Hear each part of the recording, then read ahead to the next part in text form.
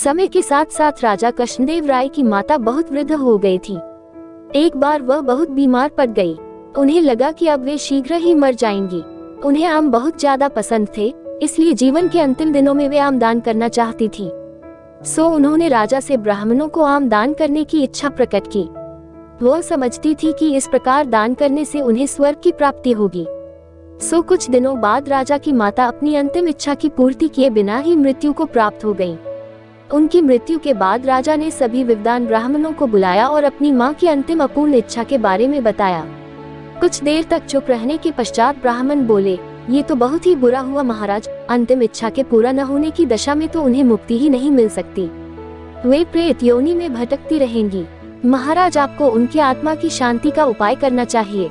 तब महाराज ने उनसे अपनी माता की अंतिम इच्छा की पूर्ति का उपाय पूछा। ब्राह्मण बोले, उनकी आत्मा की शांति के लिए आपको उनकी पुण्यतिथि पर सोने के आमों का दान करना पड़ेगा। अतः राजा ने मां की पुण्यतिथि पर कुछ ब्राह्मणों को भोजन के लिए बुलाया और प्रत्येक को सोने से बने आम दान में दिए। जब तेनालीराम को ये पता चला तो वह तुरंत समझ गया कि ब्राह्मण लोग राजा की सरलता तथा भोलेपन का फायदा उठा रहे हैं। सो उसने उन ब्राह्मणों को पाठ पाने की एक योजना बनाई। अगले दिन तेनालीराम ने ब्राह्मणों को निमंत्रण पत्र भेजा।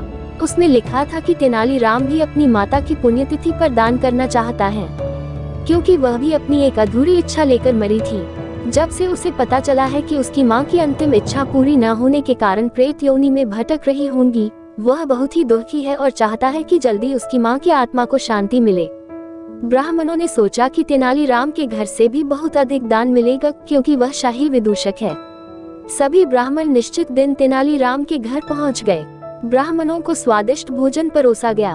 भोजन करने के पश्चात सभी दान मिलने की प्रतीक्षा करने लगे।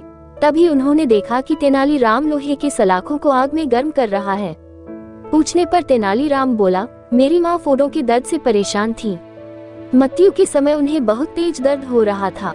इससे पहले कि मैं गर्म सलाखों से उनकी सिकाई करता, वह मर चुकी थी। अब उनकी आत्मा की शांति के लिए मुझे आपके साथ वैसा ही करना पड़ेगा जैसी कि उनकी अंतिम इच्छा थी। ये सुनकर ब्राह्मण बौखला गए।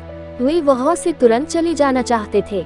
वे गुस्से में तेनालीराम से बोले कि हमें गर्म सलाखों से दागने पर तुम्हारी माँ की आत्मा को शांति मिलेगी। नहीं महाशय, मैं झूठ नहीं बोल रहा।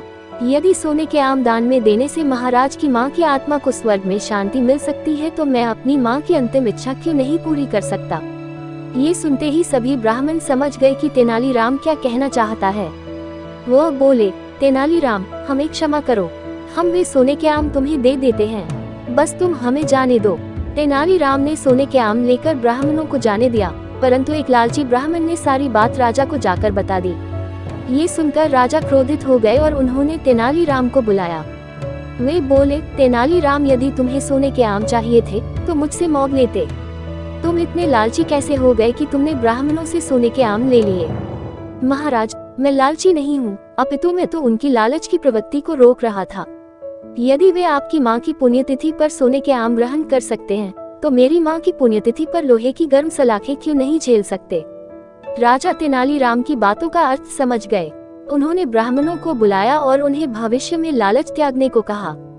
अगर आप हनुमान महाप्रभु जी के अनन्य भक्त हैं तो हमारे चैनल को लाइक, सब्सक्राइब और शेयर जरूर करें और कमेंट में जय श्री राम लिखना ना भूलें।